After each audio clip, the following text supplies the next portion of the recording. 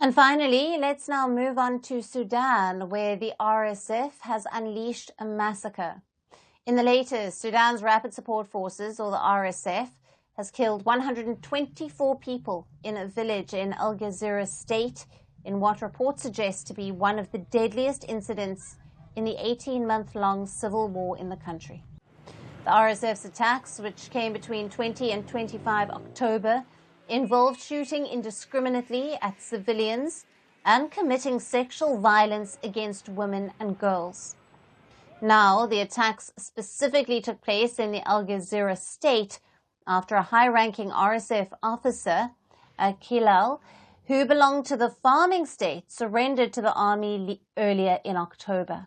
Now, following the surrender, reports suggest that the RSF carried out several revenge attacks, killings, lootings, and detained civilians, forcing the displacement of thousands of citizens in the state.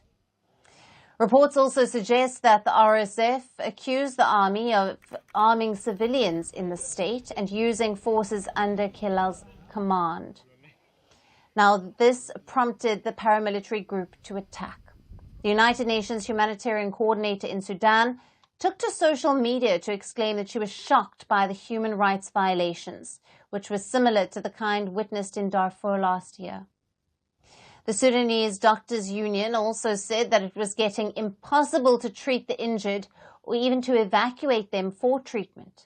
It called on the UN Security Council to pressure the RSF to open safe corridors to enable aid groups to reach the impacted villages. Civil society groups called the latest attacks by the RSF in the Gezira state a massacre. Sudan's Unit for Combating Violence Against Women, a government body, said in a statement that it had received reports of RSF soldiers raping women in Gezira villages. But what is the war in Sudan all about? And why is the RSF fighting against the army? Let's take a look. Ever since April of 2023, there has been a power struggle between Sudan Army, led by General Abdel Fattah al-Burhan, and the paramilitary RSF, led by Mohammed Hamdan Dagalo, who have been vying for control over the territory. The conflict has led to over 20,000 lives being lost. Moreover, the conflict has created one of the world's largest displacement crises, with over 10 million people being displaced and parts of the country seeing extreme hunger or famine. The conflict has seen several countries reportedly being involved and taking sides, including Iran, UAE, Russia, China, Serbia, Ukraine, Azerbaijan, Egypt, and Turkey. Reports have found weapons linked to these countries present in Sudan. The RSF has seized control of large parts of Sudan in a conflict with the army. It also has control over most parts of the capital city of Khartoum. But in recent weeks, the Sudanese army has been gaining ground. It has launched multiple counteroffensives to retake areas that were in control of the paramilitary RSF. The army also regained control over the national TV and radio headquarters from the RSF earlier this year.